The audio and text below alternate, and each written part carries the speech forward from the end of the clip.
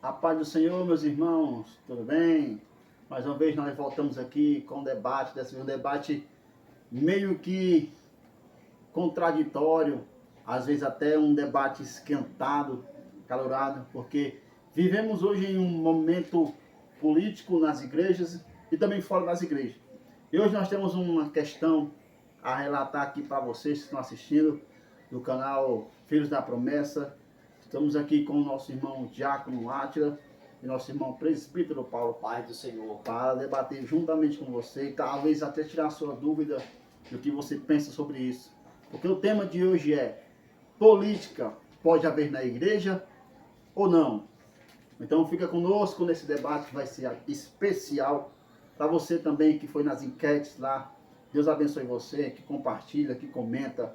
Você do YouTube também, você do TikTok, Instagram. Fica conosco que tem muitas coisas boas para fazer. Vou começar logo aqui esse debate com essas duas feras da Bíblia, da Palavra de Deus, sobre a questão da política. Pode ou não pode dentro da igreja? Vou começar com o meu irmão, Presbítero Paulo. Deixa Deus te usar, homem de Deus. a paz do Senhor, meus amados, seja muito bem-vindo ao canal. Como o Diácono Cícero falou, dentro das igrejas a resposta é bem curta, a resposta é não.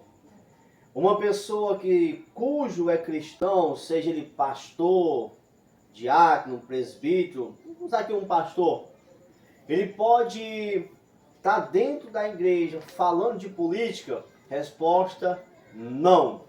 O altar e o púlpito de Deus tem a ver com Bíblia Sagrada, tem a ver com o ensinamento da palavra de Deus, tem a ver com um reino, e esse reino é eterno. É um reino a qual que não se corrompe nunca. Se chama o reino de Jesus. Para você que gosta de política dentro do seu ministério, eu quero dizer que você está profundamente enganado, equivocado com o seu ministério. Púlpito é para ser pregado, púlpito é para ser ensinado e orientado os membros que estão lá dentro. A igreja do Senhor Jesus é para ser pregado Bíblia em cima do púlpito, lugar de louvor, lugar de adoração, lugar de oração e lugar de palavra. Esquece essa mentira, esquece esse erro, não se corrompa, principalmente para você que tem um ministério grande. Depois que o Senhor te abençoa, você se esquece de Deus, está com o ministério grande, está tudo mil maravilhas, você acaba esquecendo de Deus, fazendo igual o povo de Israel. Depois que Deus abençoava, se esquecia do Senhor, ia adorar Deus estranho, ia se corromper com coisas corruptíveis. Nós servimos um Deus a qual não se corrompe nunca. Para um bom entendedor, para quem é pastor e fala de política em cima do púlpito, você precisa se converter novamente e ter um pouco de vergonha na sua cara. Então nosso irmão Presbítero Paulo está defendendo a prática de não haver política dentro das igrejas. Agora vamos saber também a opinião do nosso irmão Diácono Átila, que está aqui também. Qual é a sua opinião, meu irmão? Pai do Senhor a todos. A paz do Senhor. Boa noite, bom dia, boa tarde. Não sei a hora que você vai estar vendo, não é, esse vídeo, mas que ele seja suficiente em nome do Senhor Jesus para ser orientação, para ser um ponto de partida para você, meu irmão, que tem dúvidas a respeito disso. A minha opinião é, em parte, eu concordo com o Paulo. Realmente o altar, o púlpito não é lugar de política, não é? O altar, a tradição, as escrituras, elas apontam para um lugar de sacrifício, não é? Um lugar de adoração. Porém, a igreja sim tem que vencer esse paradigma, não é? A igreja tem sim que orientar, ensinar. A gente tem que abandonar essa história de que a política é para quem está do lado de fora da igreja, é para os ímpios, é para qualquer um menos o crente. Até mesmo porque a própria Escritura ela vai nos apontar para um texto a qual ali está dizendo que não somos do mundo, mas ainda estamos no mundo. E, estando no mundo, temos que ser participantes de alguns fatos, seja para partilhar, seja para combater, mas temos que ser participantes. E a política é, sim, uma grande oportunidade. E aí eu volto um pouco atrás para mostrar quem é Cristo na vida de cada um. Infelizmente temos uma bancada evangélica que compartilha, que compactua, que está do lado de toda a patifaria da nossa política moderna. E enquanto o crente deveria estar lá, sim, participando, mas sem se esquecer de princípios eternos, que mentir ainda leva o cristão para o inferno, que ainda é pecado, que ele não deixa de ser crente, ele não deixa de ser evangélico, ele não deixa de ser cristão, só porque está em Brasília. Então, diante disso, eu acredito sim que a igreja tem um papel fundamental, não é, na construção desse cidadão que vai votar, que vai escolher o governante. Aliás, falando disso, nós citamos aqui o diácono Adson aqui, que ele acabou de dizer que tem vários cristãos dentro da política hoje em dia, pastores dentro da política, em Brasília, governantes. A Bíblia fala sobre política, sobre uma governança. Se você for analisar na palavra de Deus, tem várias pessoas que o Senhor colocou como governante, juiz. Agora, a pergunta que eu faço para o presbítero Paulo. Hoje, como foi citado aqui pelo diácono, tem vários pastores, líderes religiosos dentro da política. É certo ou não é certo essa prática dentro das igrejas? Dentro das igrejas eu não concordo. E não vou concordar. Dentro da igreja. Tem alguns cristãos que se julgam ser cristão. Mas infelizmente, quando estão lá na bancada que o nosso irmão citou, evangélico, se esquece que é crente. Simplesmente se esquece que é um pastor. Caráter e vergonha na cara simplesmente não ficou para qualquer um. As pessoas se deixam se levar por mamon. Se deixam se levar pelas câmeras. Se deixam se levar pelas curtidas, pelo o sucesso do momento. Como eu disse, nós fazemos parte de um reino eterno. Não podemos estar se corrompendo, tão pouco se misturando com níveis tão baixos como política. Mas tudo bem. Dentro da igreja a resposta é não. Mas se você quer fazer parte da política, faça. Mas não se esqueça que você é crente.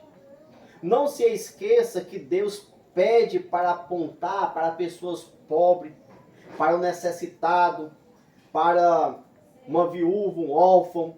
A Bíblia Sagrada pede para isso. E o que é que a política faz? Usa as pessoas de condição pouca como praticamente, como não é, os pés desse país inteiro. Mas infelizmente, eles sendo os pés do país inteiro, é o menos reconhecido. O carro mais caro que tem, um pobre fez parte fazendo ele. As pistas, um pobre fez parte fazendo ele. Todos os apartamentos, por mais luxuoso que seja, um pobre estava fazendo ele. Para onde você olhar, tem a mão do pobre no meio. E dentro da Bíblia Sagrada, fala para quem é governante, quem está no poder, olhar para o pobre. E se ele olhar, olha com soberba. Se ele olhar, olha roubando, tirando os seus direitos. Tirando os mínimos direitos que ele tem. Eu quero falar aqui algo bem rápido, sem contar que o salário brasileiro, não dá para um ser humano passar um mês inteiro. Isso é uma vergonha, paga muito mal. Isso, imagina só um cristão sendo presidente do Brasil e explorando toda a sociedade brasileira com imposto por cima de imposto. Eu compro um produto, pago 5 impostos em cima. Isso é roubo. Isso não condiz com uma pessoa que seja cristã, está na frente do poder, sendo presidente e fazendo parte de tanta mentira, de tanto sugar o que é dos outros. Eu estou dizendo uma passagem bem rápida que fala assim, ó. Em Provérbios 31, diz: erga a voz em favor dos que não podem defender-se. Seja o defensor de todos os desamparados. Erga a voz e julgue com justiça. A bandeira do Brasil tem o quê? Ordem e progresso. Aqui vamos se dizer, trazer para cá para a justiça. Defenda os direitos dos pobres e dos necessitados. Será se, Diácono Cícero, que um pastor estaria disposto a ser presidente e se encaixar no livro de Provérbios, esse mesmo pastor?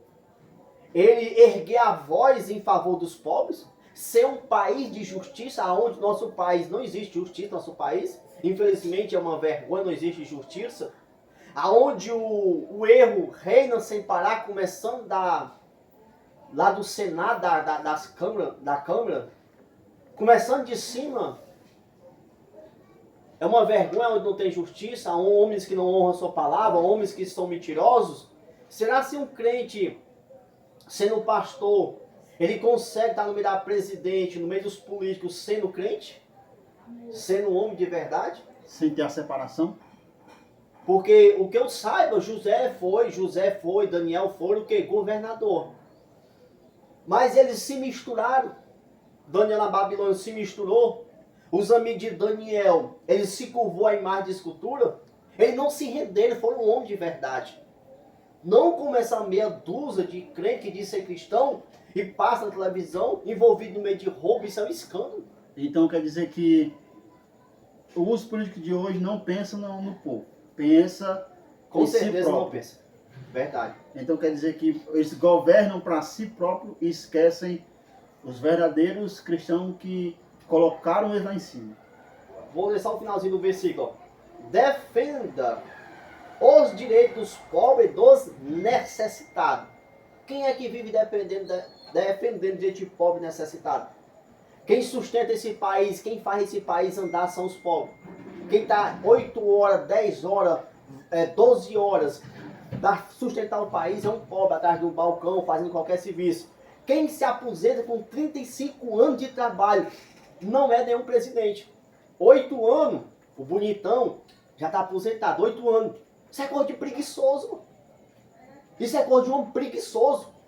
Que estuda para ser juiz, para ser um governante, para ser um presidente, com 8 anos aposentado e um pobre, 35 anos. Cadê a justiça? Cadê a igualdade? Cadê os direitos humanos? Esse país é uma vergonha. Estamos aí diante de questões políticas dentro da igreja. Eu quero abrir entre aspas aqui e fazer uma pergunta aqui ao nosso irmão Diácono Laje. Bem rapidinho, irmão, bem rápido. Vou ler só um versículo em Deuteronômio. Ele vai dizer assim, ó. Escolha homens sábios, criteriosos e experientes de cada uma das suas tribos, e eu os colocarei como chefe de vocês. Isso aqui antigamente, escolhesse um homem com sabedoria, criterioso e sábio para governar as suas tribos. Era um povo menor. Agora, como eu posso escolher um homem sábio para governar? Aí o cristão deve entrar em ação. Ele ter sabedoria para escolher um homem que se julga direita e esquerda, praticamente muitas vezes estão parecidos um com o outro, mas nenhum cristão vai votar ao lado esquerdo, que apoia as trevas, o engano. Deixar isso bem claro. Quero fazer essa pergunta aqui que foi colocada. Ia fazer uma pergunta só para o Diácono, mas devido à questão do presbítero, agora eu vou fazer 2 perguntas. A primeira pergunta, Mateus capítulo 22, verso 21. Jesus vai falar: dê a César o que é de César e dê a Deus o que é de Deus. Nessa parte, você entende que Deus não compactou com a política, a qual Jesus quis dizer, ou estavam roubando aquilo, ou tirando aquilo que era de Deus. E a segunda que eu vou perguntar para você é a questão dos escolhidos. Ele acabou de dizer que o cristão tem que entrar em ação para escolher quem está lá em cima. Eu pergunto para você, como é que o cristão vai saber escolher para colocar lá em cima? Não se sabe. Não se sabe. Porque você não tem ideia do que se passa dentro do coração de ninguém. Então, você apenas pode supor que eu ou qualquer outro é um homem de boa índole, é um homem com princípios, mas ter certeza de ser, eu sei que fulano ou cicrano será um bom governante, não se existe essa certeza. Quando o presbítero fala sobre justiça, sobre toda a maldade e o desprezo que os governantes têm pelas classes mais pobres, né, pela classe operária, e que são maltratados, esquecidos, e etc, e etc. O grande problema é esse, porque nem mesmo o cristão mais cheio do Espírito Santo será alguém justo. Não tem como decidir. Porque o próprio Cristo diz, bom, só tem um, que é Deus. Não é? Não se pode esperar justiça de alguém que é injusto. Nós somos injustos, somos ímpios. Estamos colocando a esperança no lugar errado. A nossa esperança não é na política e nem em quem faz política. A nossa esperança é em Deus, principalmente o povo da Bíblia, o povo de Deus, aqueles que se denominam cristãos. Por isso que a igreja, eu falei na minha fala inicial, que a igreja ela tem um papel fundamental.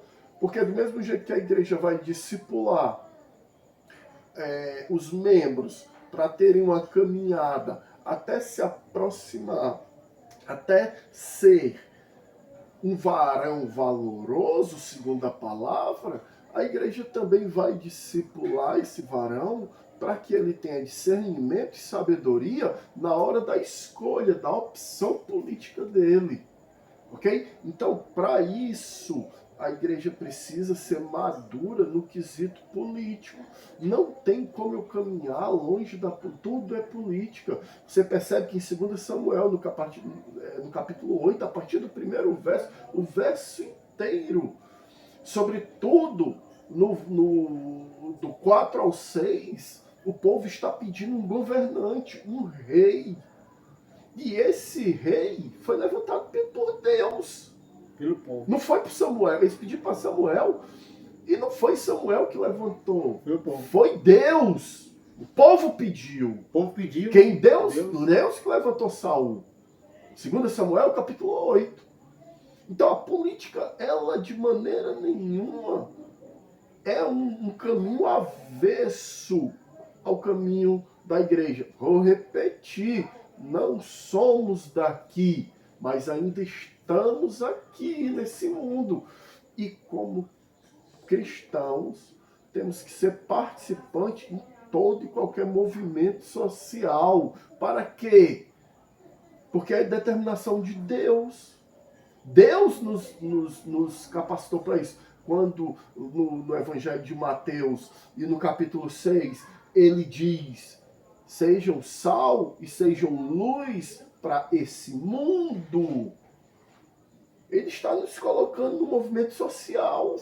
O povo tem que ver, e que cenário melhor do que a política para ser visto como sal e como luz, ou seja, alguém que influencia. Você acha que o Brasil tem capacidade para isso, para ter um homem desse jeito?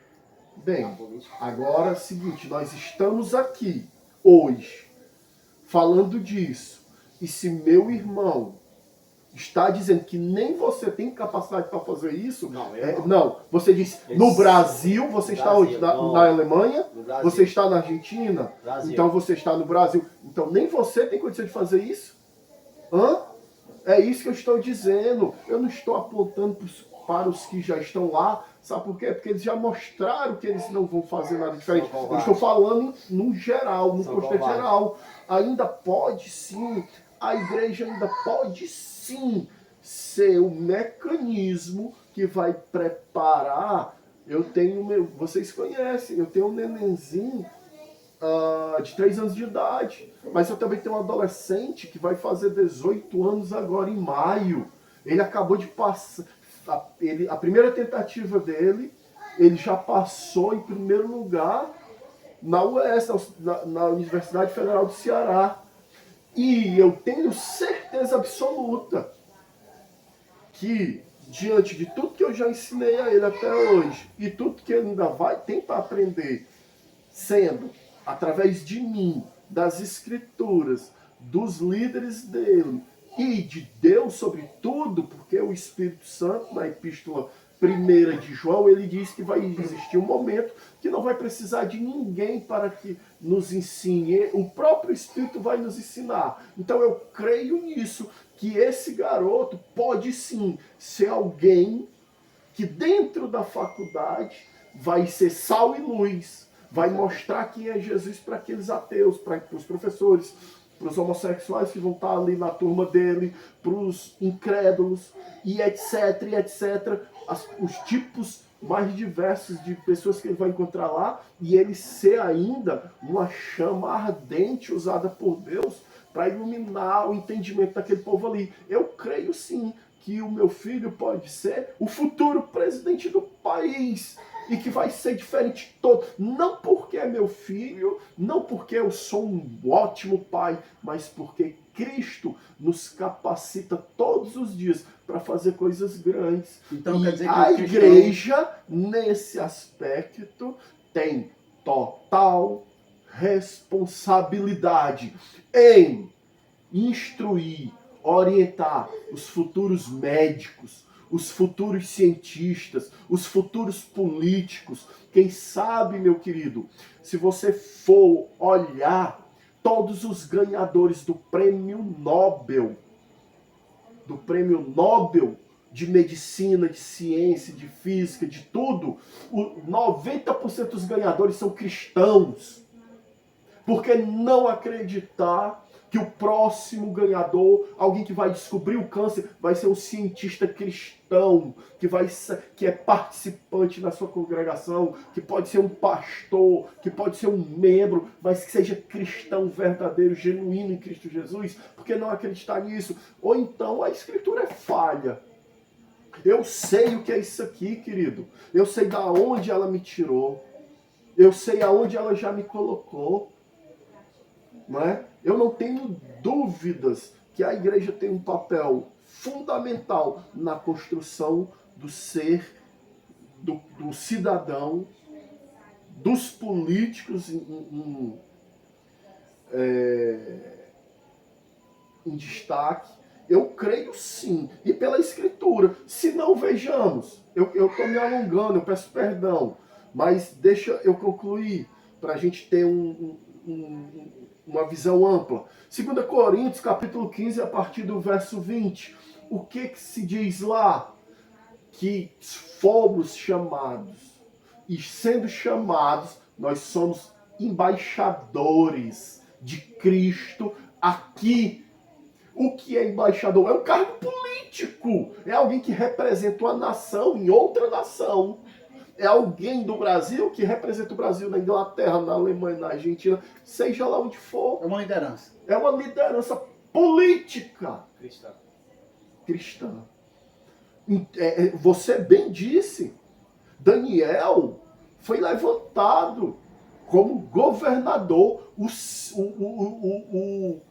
o homem primeiro entre sábios. Por quê? Porque não só era político, mas se diferenciava dos políticos. Não existe Daniel não, mas pode-se sim ter fé que Deus pode levantar outro Daniel, que não se corrompa, que governe por bem da sociedade, do povo. José, no capítulo 39, se destaca sendo o copeiro, o homem de frente de Potifar. José, no capítulo 41 de Gênesis, se torna o segundo homem mais poderoso do Egito. Crente, cristão. Então, ainda há sim esperança. Não nos que estão lá, não em nenhum da gente, mas no que Ele, Deus, pode fazer na vida de cada um de nós. Nós sabemos que já foi dito aqui, questão do político, nosso irmão Diácono Átila acabou de preparar. Mas eu também tenho uma outra opinião e vou perguntar aqui também para o nosso presbítero Paulo. Mas você também que está assistindo, dê a sua opinião. Estamos gostando, vocês estão debatendo com a gente, está interagindo com a gente no Instagram, curtindo, comentando. Deus abençoe vocês também no YouTube. Hoje aqui um canal mais amplo, para a glória de Deus, tem alcançado vidas. Vou fazer essa pergunta aqui para o meu irmão presbítero Paulo. Caso também o Diácono Otto quiser responder também, fique à vontade. Como ele citou, eu também vou fazer essa pergunta, se ele quiser responder. Como ele fala no livro de Samuel, ele diz que o povo quem escolheu a Saul e Deus levantou ele. Não foi? Deus levantou, o povo pediu e Deus levantou. A pergunta que eu faço para o meu irmão presbítero Paulo: se o povo pediu, então com certeza tinha cristão ali dentro. E se tinha cristão ali dentro, eu posso conjugar você que o cristão também pode ser Maria vai com as outras, ele pode se iludir com os outros, questão de levantar, de levar a pessoa para cima. A questão aí, quando o povo, na passagem que o nosso irmão aqui citou, que o povo pede para Deus para ser igual às outras nações. Quer o quê? Quer um rei. Queria ser igual às outras nações.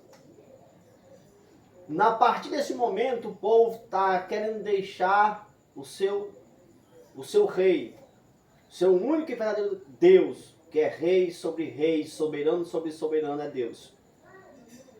Samuel, ele não gosta dessa situação. Quando Samuel conversa com Deus, Deus diz: Samuel, não é a ti que eles estão rejeitando, mas é a mim. Dê para o povo que ele está pedindo. O povo quis um rei e Deus concordou. Assim seja feito. Qual foi o primeiro rei de Israel? Saul. Deus levantou Saul. Ele conseguiu, irmão? Não. Por quê? Porque ele amou mais o poder do que a Deus. Amou mais os status, a fama do que a Deus. Quando se fala de Saul, a gente vê na Bíblia Sagrada que ele diz assim, ó, eu temi e dei ouvido mais à voz do povo do que à voz de Deus. É uma pergunta que eu vou fazer ela, e para quem está mais perto de uma presidência, é para quem já está lá, para quem é cristão, evangélico, que já está lá envolvido nesse meio. Logicamente, do que a gente nunca foi um político, nunca foi um vereador, nunca foi um prefeito, nunca foi nada. Eu não vou citar o nome dele, mas tem um jovem aí, da direita, muito conhecido. E esse jovem, ele está sendo uma bênção. Quem sabe um dia ele pode ser um presidente. E esse mesmo jovem também é cristão. É um jovem a qual tem sabedoria. Eu não posso afirmar. Pode dizer o nome dele, Nicolas. O Nicolas é um jovem. Vou ler aqui só um versículo para entrar nessa história de novo. Em Provérbios 29 diz assim, ó. Quando o justo floresce, o povo se alegra. Quando os ímpios governam, o povo geme. É exatamente o que está acontecendo com a nossa nação. A nação está gemendo. Por quê, irmão? Imagina só quando o cidadão, que o versículo passado que eu li, ele diz que tem que olhar para o pobre, para o necessitado, mas só que dentro do nosso país, o Brasil, A nação está sendo ferozmente castigada. Está sendo oprimida. E o povo está o quê? Está gemendo. Por quê, irmão? Pelo mau governo. Pelo governo que é da parte esquerda, que só pensa nele. Só pensa nos seus deleites. Gasta rio de dinheiro consigo mesmo e esquece da nação, esquece do pobre. E ainda tem a cara de pau de dizer que é pai dos pobres. Até uma vergonha. Sangue de Jesus tem poder. Aí ele vai dizer, quando o ímpio, homem pecador, filho de Belial, filho do Tártaro, quando esse mau governo está governando a nação, geme. Quer ter uma dúvida? Você que é pai de família, cidadão brasileiro, vai dentro do mercantil. Olha o preço aí de um café, olha o preço de um gás, olha o preço de uma bandeja de ovos. É só você olhar, a nação geme. Porque o salário é incompatível que você ganha. No dia 15 para o dia 20, o pai de família já não tem mais, para quem ganha um salário mínimo. A situação está bastante crítica, bastante complicada. É o que? Um mau governo. Governo ímpio, mau governo. Nós sabemos que... Agora eu vou passar para o nosso irmão Diácono Atos, para ele responder a pergunta que eu fiz, que ele ainda não fez. Quando Jesus falou para o povo, dê a César o que é de César, dê a Deus o que é de Deus. O que Jesus quis falar nessa fala dele, nessa frase emblemática? Ele quis falar